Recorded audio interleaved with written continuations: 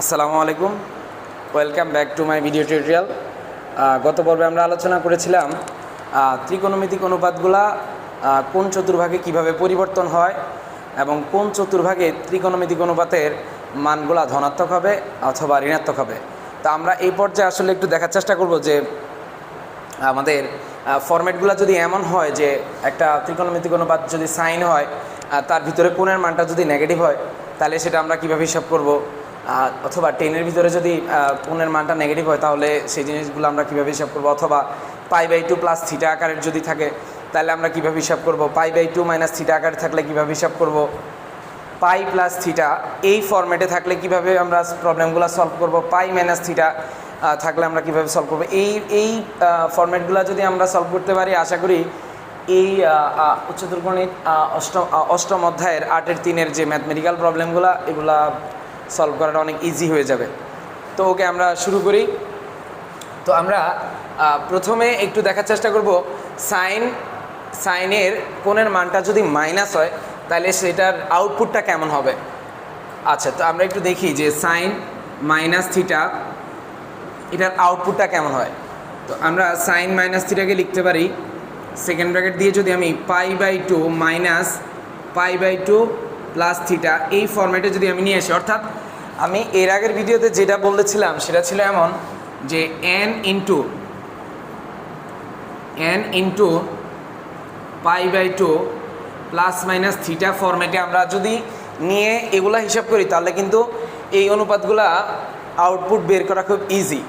তো আমি কিন্তু ওইটাই করার চেষ্টা করছি। আমি π/2 আনছি এখানে মাইনাস ব্র্যাকেটে π/2 প্লাস থিটা, তো প্লাসে মাইনাসে মাইনাস π/2 ক্যান্সেল অ্যান্ড দেন প্লাসে মাইনাসে মাইনাস থিটা থাকবে।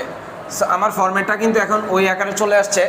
তো আমি বলেছি যে যদি আমার এই π/2 সাথে n এর মানটা যদি আমার জোড় হয় তাহলে আমার এই ত্রিকোণমিতিক অনুপাতের কোনো পরিবর্তন হবে না, কিন্তু আমার যদি এই n এর মানটা বিজোড় হয় তাহলে ত্রিকোণমিতিক অনুপাত পরিবর্তন হয়ে সাইন হবে কস, আর কস থাকলে হবে সাইন, সেক থাকলে হবে কোসেক, কোসেক থাকলে হবে সেক, আর টেন হবে কট, কট হবে টেন যদি n এর মান বিজোড় হয়।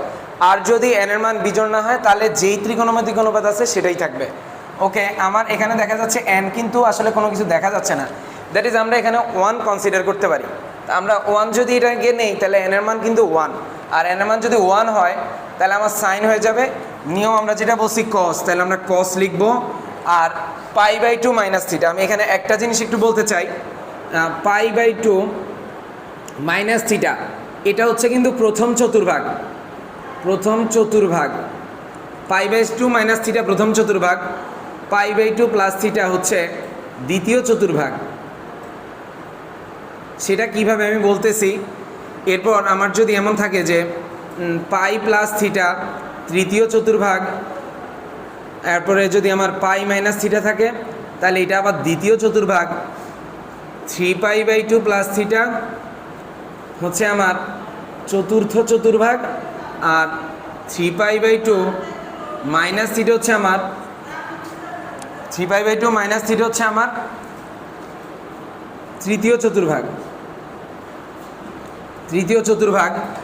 আর 3π/2 মাইনাস হচ্ছে আমার তৃতীয় চতুর্ভাগ, এবং 2π প্লাস থিটা হচ্ছে আবার আমার প্রথম চতুর্ভাগ, আবার 2π মাইনাস থিটা কিন্তু হচ্ছে আমার আবার চতুর্থ চতুর্ভাগ। এই ব্যাপারটা কিভাবে আমি যদি এটা একটু বলার চেষ্টা করি, আমি যদি π/2 থেকে থিটা মাইনাস করি, থিটা হচ্ছে সূক্ষ্মকোণ, প্রথম ব্যাপারটা আমি বলি থিটা সূক্ষ্মকোণ, তো 90 ডিগ্রি থেকে যদি আমি কোনো একটা সূক্ষ্মকোণ মাইনাস করি সেটা কিন্তু এই ঘরেই থাকবে, এই পুরা ঘরটুকু হচ্ছে 90 ডিগ্রি। তো 90 ডিগ্রি থেকে যদি আমি মাইনাস করি, ধরলাম 60 ডিগ্রি মাইনাস করি, তারপর 30 ডিগ্রি আমার থাকবে, অর্থাৎ প্রথম চতুর্ভাগে অবস্থান করবে। আবার এটার সাথে যদি আমি 1 ডিগ্রি মাইনাসও করি, 2 ডিগ্রি প্লাস করি, 1 ডিগ্রি প্লাস করি, 2 ডিগ্রি প্লাস করি, তাহলে এই কোণটা কিন্তু আস্তে করে আমার এই দ্বিতীয় চতুর্ভাগে চলে আসবে। সেম আমার যদি কোনো কোণ পাই মানে পুরা এই পর্যন্ত থাকে তার সাথে যদি আমি প্লাস করি, অর্থাৎ পাইয়ের সাথে যদি প্লাস করি তাহলে তৃতীয় চতুর্ভাগে চলে আসবে। পাই থেকে যদি মাইনাস করি তাহলে আমার দ্বিতীয় চতুর্ভাগে চলে আসবে, কিন্তু প্লাস করলে আমার আবার তৃতীয় চতুর্ভাগেই থাকবে। সেম 3π/2 থেকে যদি আমি প্লাস করি, প্লাস থিটা করি আমার চতুর্থ চতুর্ভাগ, আর যদি মাইনাস করি তাহলে আমার আবার তৃতীয় চতুর্ভাগে চলে আসবে। সেম 2π থেকে যদি আমি মাইনাস করি তাহলে আমার এই চতুর্থ চতুর্ভাগেই থাকবে, কিন্তু প্লাস করলে আমার আবার প্রথম চতুর্ভাগে চলে আসবে। তো এই ব্যাপারগুলো ছিল এমন। তা আমার যেটা বলতেছিলাম π/2 মাইনাস, আমি পুরোটাকে থিটা কনসিডার করবো। তো π/2 মাইনাস থিটা মানে হচ্ছে আমার প্রথম চতুর্ভাগ, যেটা আমি এখানে বলেছি। তো প্রথম চতুর্ভাগে কিন্তু সাইন আমার প্রত্যেকটা ত্রিকোণমিতিক অনুপাত ধনাত্মক, দ্যাটস ওয়াই আমাদের এখানে চিহ্নের কোনো চেঞ্জ হবে না। দেন কস আমরা লিখতে পারবো কস উড বি, যেহেতু আমি পুরোটাকে থিটা কনসিডার করেছি, থিটা π/2 প্লাস থিটা, এই পুরোটাকে আমি এই অংশে থিটা কনসিডার করেছি, আর এটা হচ্ছে π/2। ওকে, নাও আমরা যদি এবার একটু দেখি, এখানে আবার এন এর মান বিজোড়, এন মান বিজোড় হয়, আমরা লিখতে পারি কস হয়ে যাবে সাইন। আচ্ছা, এটা কোন চতুর্ভাগ? π/2 প্লাস থিটা। π/2 প্লাস থিটা হচ্ছে দ্বিতীয় চতুর্ভাগ। দ্বিতীয় চতুর্ভাগে কস নেগেটিভ, দ্বিতীয় চতুর্ভাগে কস নেগেটিভ, সেজন্য মাইনাস সাইন থিটা হবে। অর্থাৎ সাইন মাইনাস থিটা সমান লেখা যায় মাইনাস সাইন থিটা। আমি ব্যাপারটা বলি, এখানে আমার প্রত্যেকটা ত্রিকোণমিতিক অনুপাত ধনাত্মক, অল পজিটিভ। 6টা ত্রিকোণমিতিক অনুপাতের 6টাই এখানে ধনাত্মক। এই অংশে হচ্ছে সাইন এবং তার বিপরীত কোসেকটা ধনাত্মক। এই অংশ হচ্ছে টেন অ্যান্ড কট হচ্ছে এখানে ধনাত্মক, আর এখানে হচ্ছে কস এবং সেক ধনাত্মক। অর্থাৎ এই অংশে যে দুইটা ধনাত্মক, এই দুইটা ছাড়া বাকি 4টাই এখানে ঋণাত্মক। এই অংশে যে দুইটা ধনাত্মক, এই দুইটা ছাড়া বাকি যে 4টা আছে, এই 4টাই এই অংশে ঋণাত্মক। সেম এখানে, আর এখানে প্রত্যেকটা ত্রিকোণমিতিক অনুপাত ধনাত্মক। ওকে, সো আমরা এভাবে করে হিসাবটা পাইছি।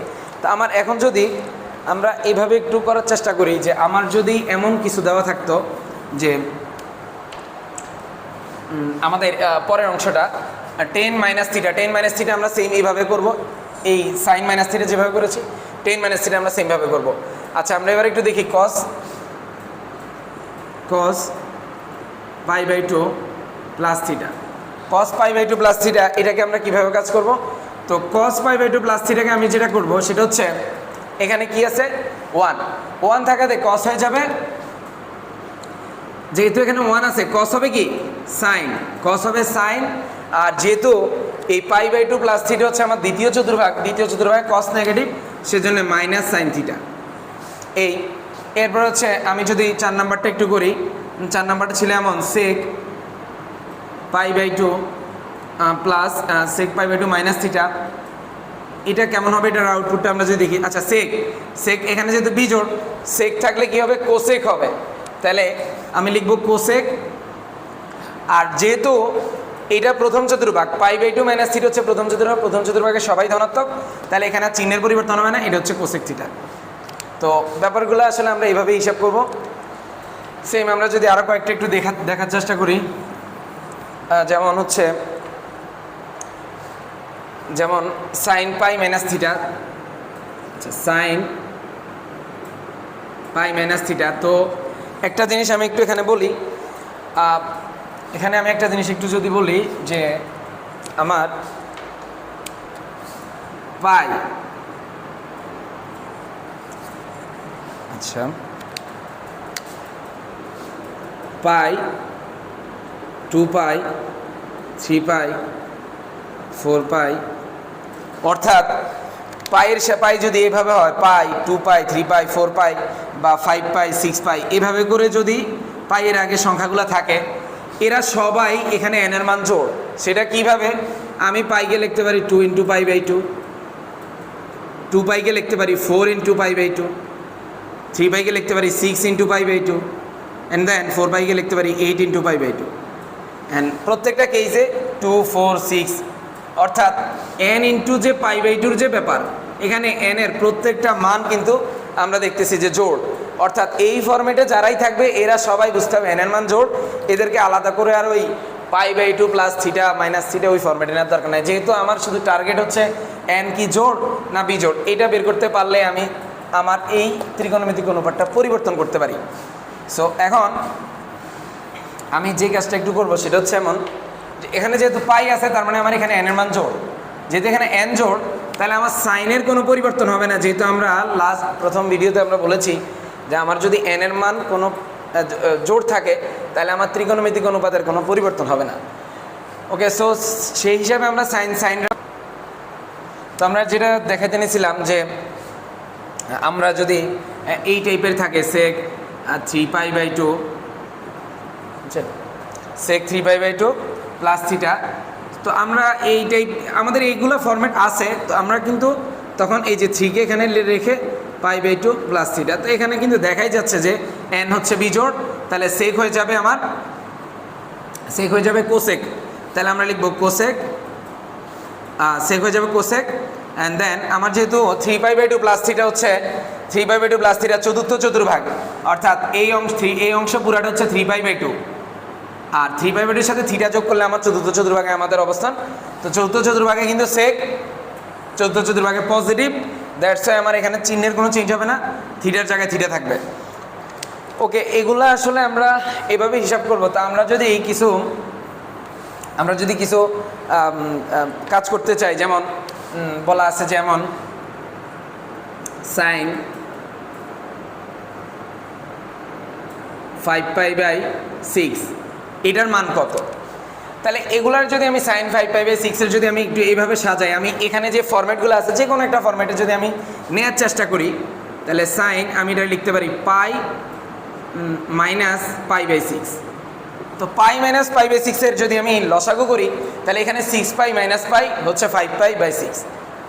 তো ওকে, আমি এখন এটাকে যদি পাই মাইনাস থিটা ফরম্যাটে চিন্তা করি, পাই মাইনাস থিটা এই ফরম্যাটটা যদি চিন্তা করি, তো সাইন পাই মাইনাস থিটা, তো এখানে এন এর মান জোড়, যেহেতু এটা পাই আছে, অ্যাজ আমরা বলছি যে পাই 2π 3π 4π এরকম যদি থাকে, এখানে অলওয়েজ আমাদের এন জোড়, এন এর মান আমরা অলওয়েজ জোড় লিখতে পারি, এখানে এন অলওয়েজ জোড়, তাহলে সাইন যা আছে তাই থাকবে। আর পাই মাইনাস থিটা এই অংশটুকু হচ্ছে থিটা, তো থিটা যেহেতু, তাহলে এটা হচ্ছে আমার প্রথম চতুর্ভাগে অবস্থিত, কারণ পাই মাইনাস থিটা হচ্ছে দ্বিতীয় চতুর্ভাগ, পাই মাইনাস থিটা হচ্ছে আমার দ্বিতীয় চতুর্ভাগ। তো দ্বিতীয় চতুর্ভাগে সাইন ধনাত্মক, তো সাইন যেহেতু ধনাত্মক আমার চিহ্নের কোনো চেঞ্জ হবে না, π/6 এর জায়গায় আমরা π/6 লিখবো। তো সাইন 30 ডিগ্রি মান আমরা জানি হচ্ছে half, that is the answer. আমরা যদি আরও একটু ট্রাই করি, আরও একটু নতুন আরও কয়েকটা যদি ট্রাই করি, যেমন সাইন দিয়ে লিখলাম, এবার আমি একটু আরেকটা যাই, 10 আমি যদি লিখি হচ্ছে 11π/6 চিন্তা করি 11π/6, তাহলে আমি লিখতে পারি হচ্ছে, এটাকে যদি আমি একটু সাজাই, আমি এখানে লিখলাম 2π মাইনাস π/6। আচ্ছা, 2π মাইনাস π/6, তো এই ব্যাপারটা কেমন? 6 দুগুণে 12 পাই থেকে পাই বিয়োগ করলে কিন্তু 11π বা 11π/6 আমরা পাই, যদি আমরা এটা লসাগু করি। তো আমার এখানে 2π আছে, এন স্পষ্ট এখানে যে এন জোড়, তাহলে 10 এর কোনো পরিবর্তন হবে না। 2π মাইনাস থিটা মানে চতুর্থ চতুর্ভাগ, 2π মাইনাস থিটা চতুর্থ চতুর্ভাগ, আমরা লিখতে পারি চতুর্থ চতুর্ভাগে আমার 10 নেগেটিভ, কারণ 10 পজিটিভ হচ্ছে এই অংশে 10 নেগেটিভ, তাহলে আমি এখানে মাইনাস থিটা কত π/6। তো 10 30 ডিগ্রির মান হচ্ছে 1/√3, তো মাইনাসের জায়গায় মাইনাস, আর আমরা 10 30 ডিগ্রির মান আমরা জানি 1/√3, ক্যালকুলেটারে বা আমরা নিচের ওই যে মানগুলো জানি, এভাবে করে হিসাব করতে হবে, কারণ এই অষ্টম অধ্যায়ের অঙ্কগুলো মোটামুটি প্রায় এরকমই। 10-এর ক্ষেত্রে আমরা এইভাবে হিসাব করব। আমরা যদি কস নিয়ে একটু দেখতে চাই, যে কস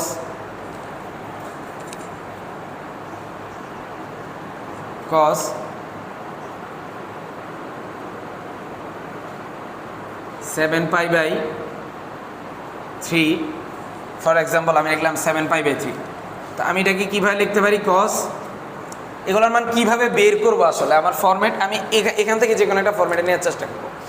তা আমি যদি এখানে 2π দিলাম প্লাস π/3 দিলাম, এখানে আমি একটু হিসাব করি যে আমার আসলে রেজাল্টটা কত আসে, তো আমরা যদি এখানে হিসাব করি 3 দুগুণে 6, 6 আর 1 7, মানে 6π প্লাস π 7π/3। সো আমি যদি এখন হিসাব করি 2π দিয়ে জোড়, তাহলে কস কোনো চেঞ্জ হবে না, কস থাকবে 2π প্লাস থিটা, 2π প্লাস থিটা মানে আবার প্রথম চতুর্ভাগ, কারণ এই পুরো অংশটুকু হচ্ছে 2π, আর তার সাথে যদি থিটা প্লাস করি তাহলে তার অবস্থান আবার প্রথম চতুর্ভাগে চলে যায়। তাহলে প্রথম চতুর্ভাগে যেহেতু যাচ্ছে, তাহলে আমরা প্রথম চতুর্ভাগে আমার প্রত্যেকটা ত্রিকোণমিতিক অনুপাত ধনাত্মক। তাহলে যেহেতু ধনাত্মক তাহলে চিহ্নের কোনো চেঞ্জ হবে না, আমার জাস্ট ডাইরেক্ট π/3 জায়গায় π/3 দিব।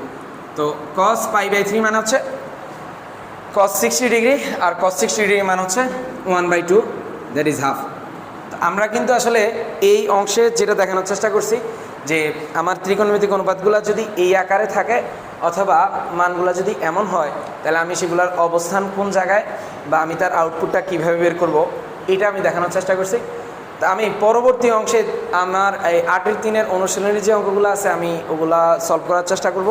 তবে ওগুলা সলভ করার আগে কিন্তু এই অংশগুলা বুঝতে হবে আর এই ব্যাপারগুলো কিন্তু মাথায় থাকতে হবে, আদারওয়াইজ এই জিনিসগুলো সলভ করা জটিল হয়ে যাবে। এই জিনিসগুলো বাসায় প্র্যাকটিস করলে আমার মনে হয় খুব ইজি হবে। তো ধন্যবাদ সবাইকে, ভালো থেকো, সুস্থ থেকো।